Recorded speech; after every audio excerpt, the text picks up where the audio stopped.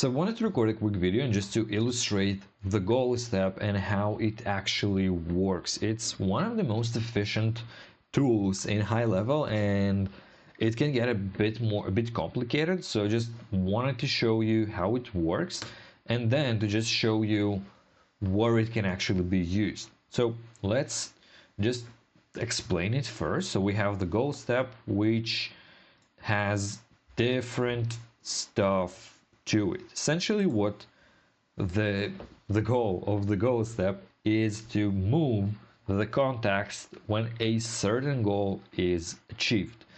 And what are those goals? Are essentially those. So first one, let's break them one by one. We have received an email event, meaning if a contact open or clicks a specific email, then it can just skip the entire sequence and go to the 10th step, let's say, for example. Then we have trigger links. So if they click on a specific trigger link, then it launches them to the next step. We have when a contact tag is added. And also the cool part about it is it doesn't have to be in one automation. So if a contact tag added on another automation, the person is on this one where the goal has the tag, then it will be launched. Same as remove contact tag, appointment status.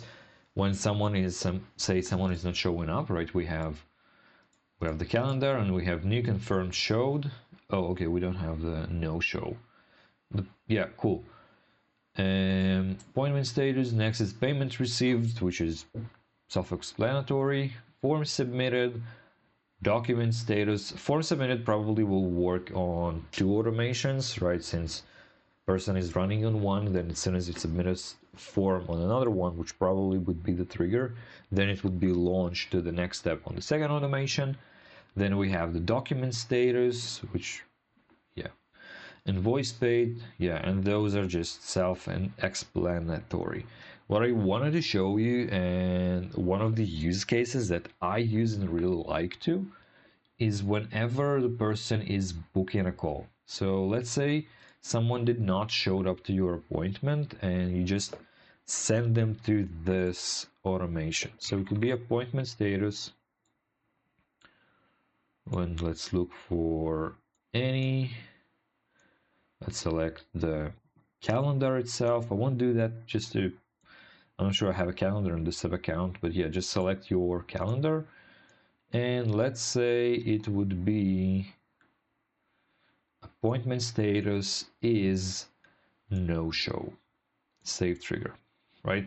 Say you have an appointment and someone is not showing up, so you, either your team member, open up high level and changes his status to no show.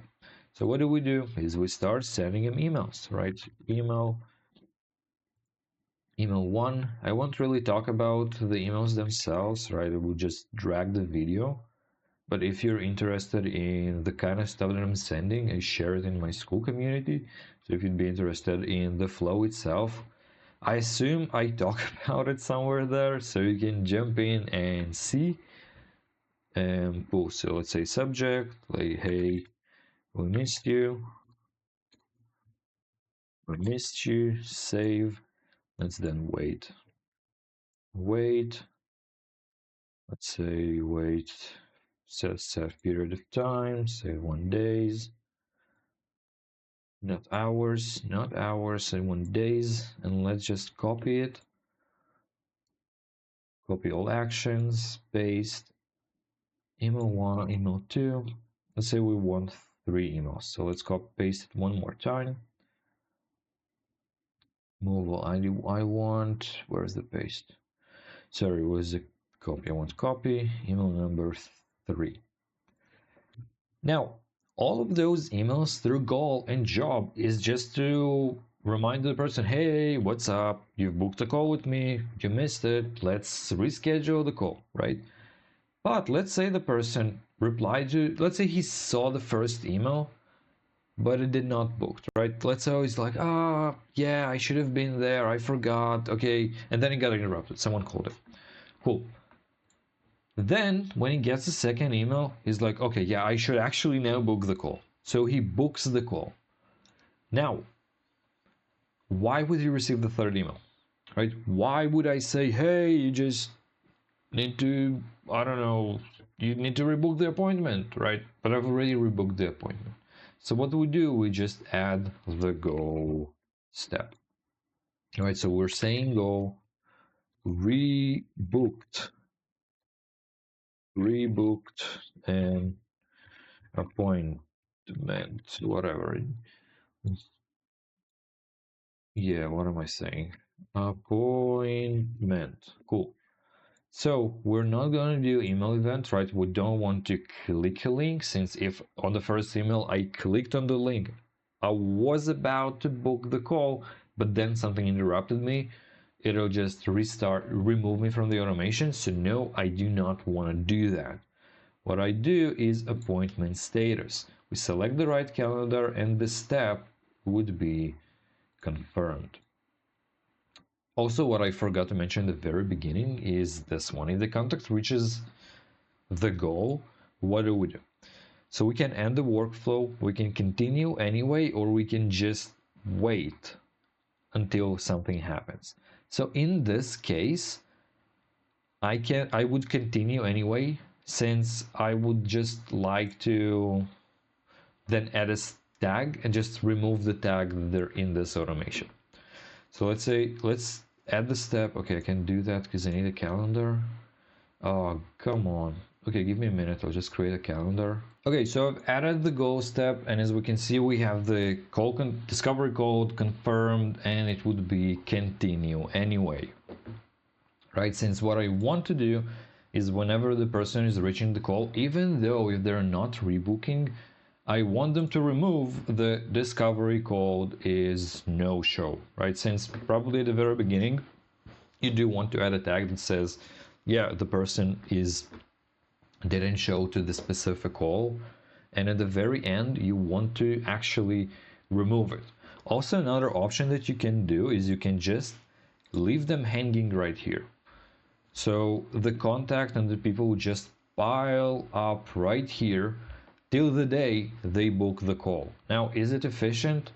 Maybe.